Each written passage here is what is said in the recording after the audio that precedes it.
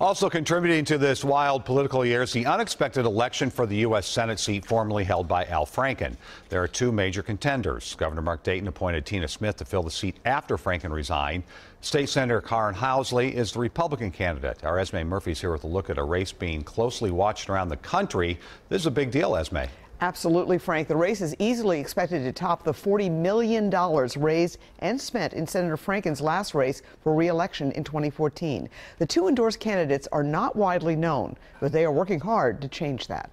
I am so proud to be here. In her first speech on the Senate floor, Senator Tina Smith admitted she is often defined by her unlikely rise. Sometimes I'm barely a character in this story.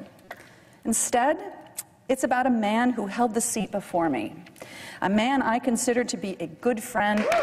Smith, who served as lieutenant governor under Governor Mark Dayton, has made more than 90 public appearances around the state in her 4.5 months in office.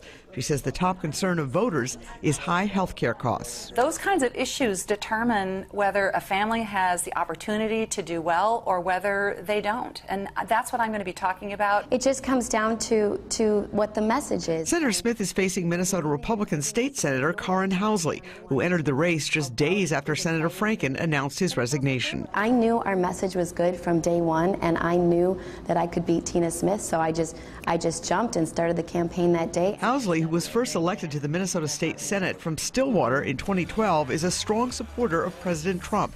Her top priority, older Minnesotans. It's the one thing that people are counting on me to do is really to take care of our elderly. Both women say they are energized by what promises to be an intense campaign. We're going to be trying to meet and greet everybody we can across the whole state, so our focus is on the people of Minnesota. I love campaigning. I love that opportunity to be out talking to people.